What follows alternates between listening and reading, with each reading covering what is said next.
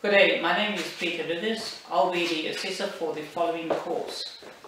The course comes from the topic TAEASS402B, activity 6.2.1, and the topic for today is business presentation skills, and unit of competency is P2101. First, what we're going to do today is we're going to support the student by helping the student with the questions. What we'll also do is we'll first explain to the student what is the rules for the assessment, and then we'll also explain to the student what is the rules for if there's a grievance process going to happen.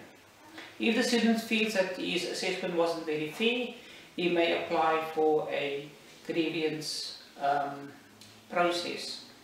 Now, the first thing that we need to do is try and get the simple things out of the way by explaining to the student that the exit for toilets and water will be on my left hand side, and any other activities, for example, if there's an emergency, I'll be the fire warden and the student needs to go out by the door just behind them.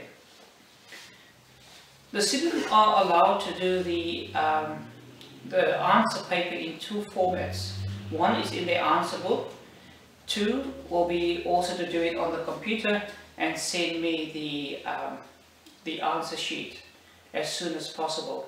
This makes this process very flexible and also adaptable for internet processes for assessment. So let's start today with the explanation of what the rules would be for the assessment. The first thing is, if the student wants to make use of the answer book, they need to write everything out in either a blue pen or a black pen. All diagrams will have to be filled in with a pencil. Doesn't matter which type of pencil, HB2, HB, it's all accepted. The only thing is that if a student make a mistake with the answer, they need to draw a line across the wrong answer, and just below that they need to write the proper answer that they would prefer to submit for assessment. So thank you for that part. So let's start with the process for the assessment itself. The assessment is 10 questions that the student will have to answer. In this case, the student has chosen to do it on the computer system, and this is also a very good way because they can save the answers for themselves for reference purposes. The questions will be from I think there's 3 or 4 elements involved in this paper, and they cross over on many occasions. The question paper has also been modified for different types of students to accommodate students with disability. Today we will let the student start the computer. While she's starting the computer, I am going to read out explain the process for grievance. The first point, and I have explained this to the student before, and the student has signed that he understood the grievance process. So the first point that I would like to make, according to the grievance process, the aggrieved party will complete a feedback report form. Now the form number is AAM-BC0034. This form can be downloaded from the student access portal, as well as it can be received by the administration department. Point number 2. Upon receipt of this form, all RTO employees and consultants will welcome the opportunity to respond to the matter and will offer the following options. Option number 1, resolve the matter under provision of the feedback report process or seek immediate response from consultant or the RTO manager. 3. Where an aggrieved party elects the second option, the following procedure applies. A. The participant or candidate, student or learner, should refer the grievance to the consultant or seek assistance at RTO reception to refer the matter to the RTO manager. B. The consultant will listen and note the nature of the concern and identify the expected outcome of the grievance party and refer the matter to the RTO manager within the 5 working days of the initial complaint. So there is a process whereby the necessary people, stakeholders will be contacted so that they can process the form, and necessary people can get involved with the whole process. I will just quickly hand over the question papers for the student to actually go through while we are reading out the grievance process. So this is your question paper. First read through all the questions before we start, and then I'll give you the go ahead.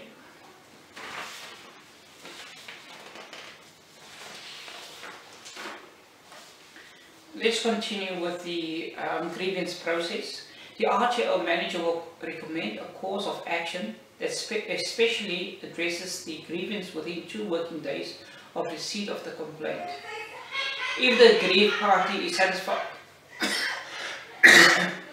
excuse me, if the aggrieved party is satisfied with the proposed outcome, appropriate steps need to be taken into account and for the outcome.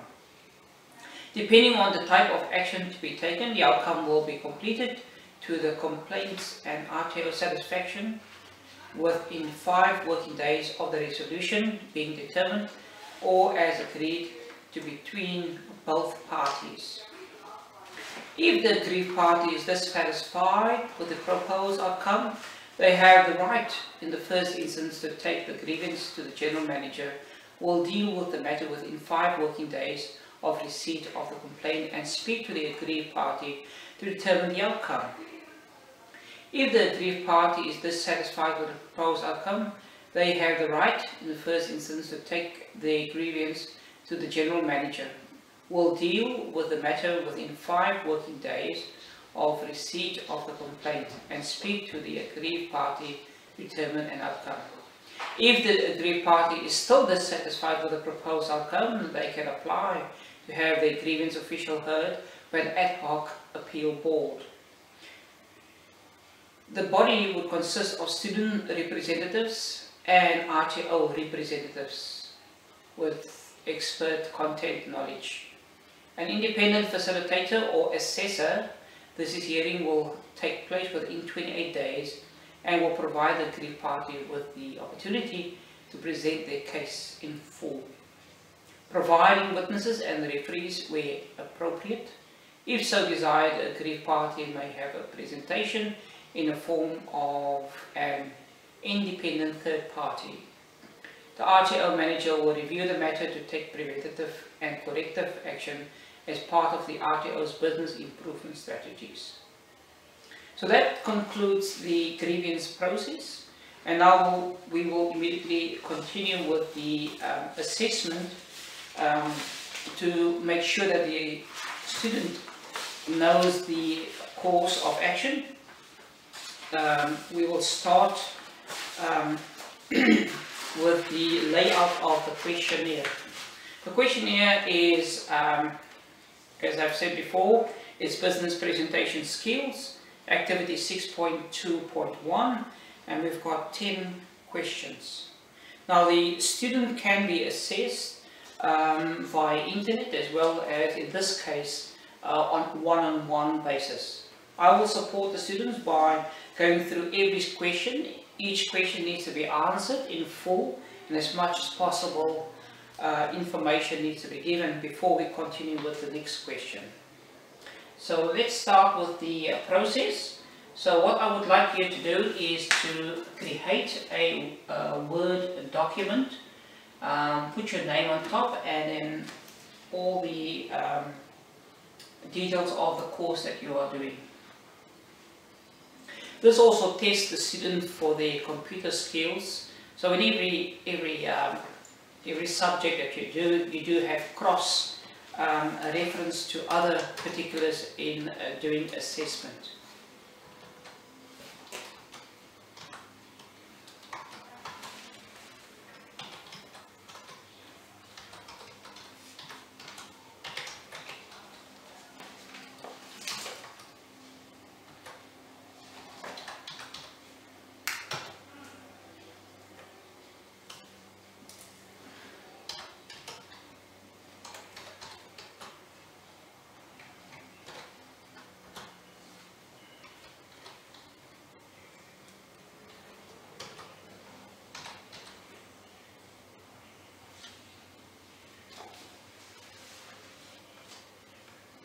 So it is TAEASS 402B, and the unit of competency is P2101, just P2101. Yep, and it's activity 6.2.1.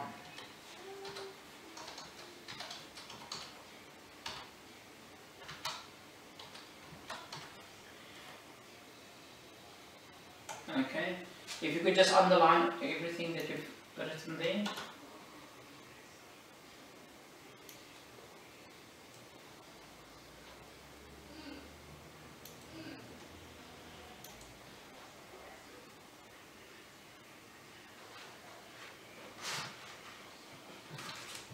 Just take your time.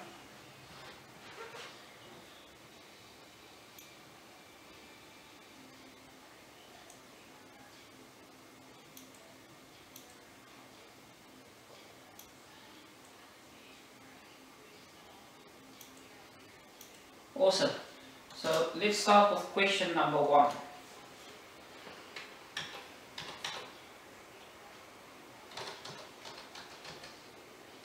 You need to write, I'm going to say question number 1, you're going to say answer number 1.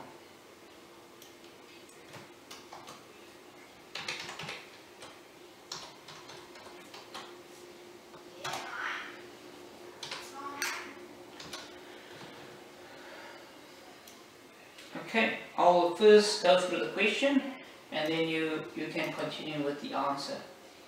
Question number 1, and this is thinking about preparation of a presentation.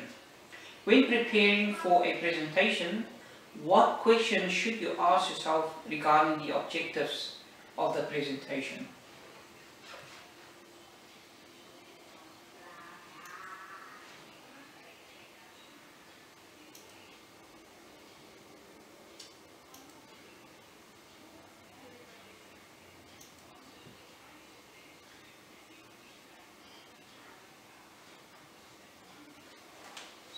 Okay, let me just give you a hand over here.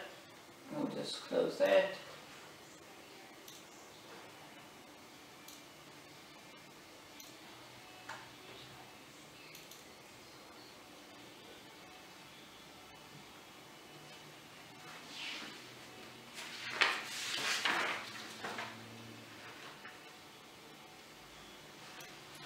So the type of answer that we're expecting, you need to ask yourself, what are you going to basically talk about? You know, what is the objectives of it?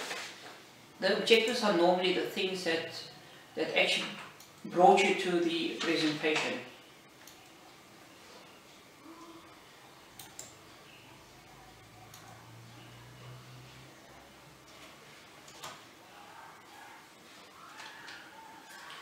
Okay, so you finished with activity 1, question number 1. Let's go to question number 2. This has also got to do with element 1, which is your preparation. This is a case study. You're presenting a new product to your company's sales rep. At your annual sales conference, what will your objectives be?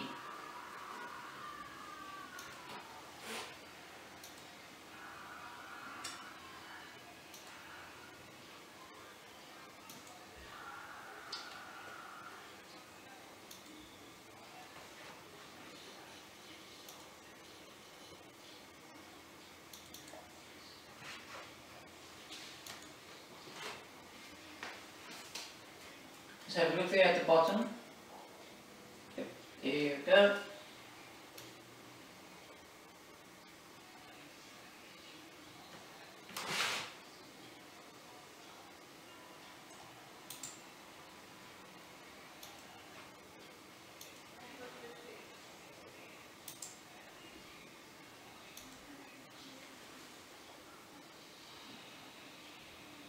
Can you just put in the after answer 1, answer 2 please.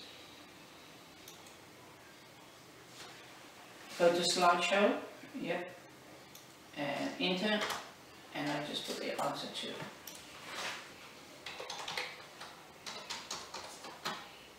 By assisting the student, we can ensure that we get the right amount of and quality of answers that we desire.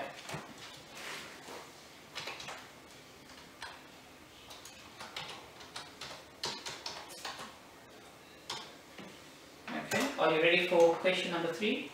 Yeah. Okay, let's go to question number 3. Now this has got to do with element 2, and it refers to the delivery process. This is when you actually present. Recall 4 of the things you would do before you start a presentation in no specific order. So there's about 8 different things that you need to do before you start a presentation. But just give me 4 things that you would actually do in no particular order.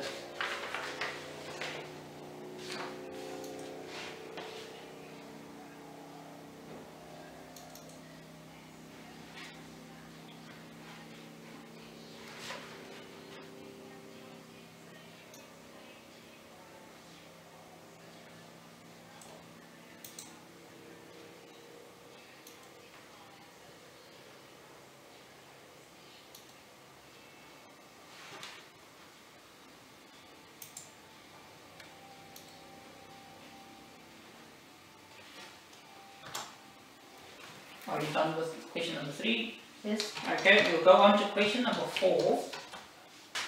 Let's start with question number 4. This is all part of element 2. What is the different steps of a presentation?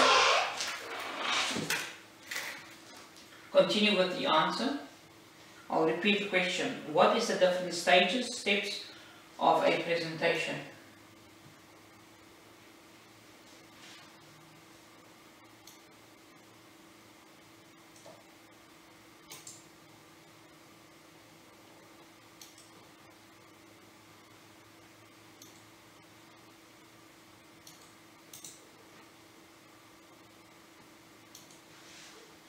Question number 5.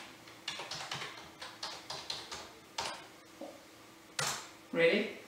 Yep. What is the common mistakes a trainer will make when preparing or delivering a presentation? Question number 5. What is the common mistakes a trainer will make during a presentation or preparing for a presentation?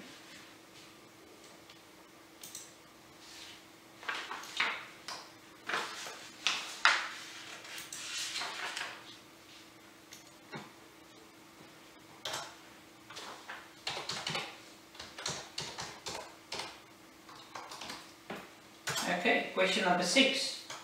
How do you overcome nerves, also commonly known as stage fright? How do you overcome it?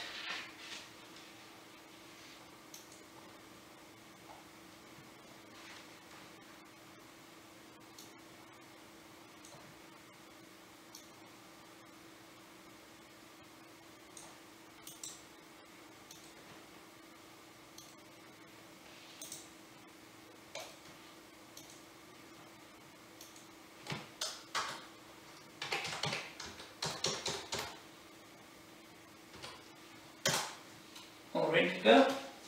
Question number 7. Name 4 of the ways how you can boost the message through your body language. How can you boost? The things that you shouldn't do with your body language is, for example, have bad posture. Also, if you slouch, that is not a good thing to do. Dress code. Those are all hints that I'm giving at the moment. And you've got heaps of answers. Beautiful. Question number 8. This is all part of question number 8, 9 and 10 is all part of element 3. Question number 8.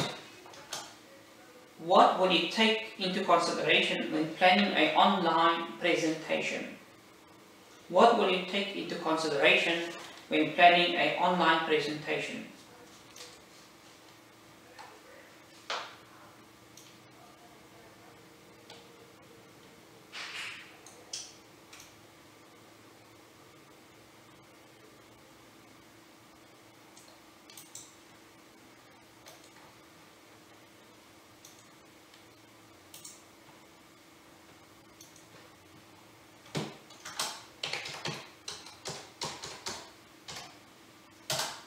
Question number 9 from element 3. How would you manage the audience? Name at least 3 points.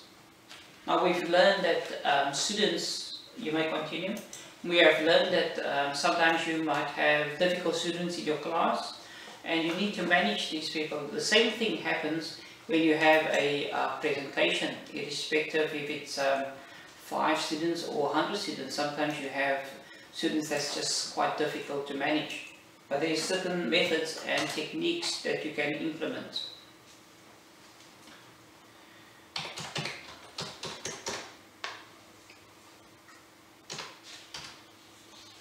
And now to our last question, which is question number 10 from element 3, and the question goes as follows. Name a few points when making a slideshow for a presentation. So when you make a slideshow, what is the techniques that you would use? How would you go about doing it?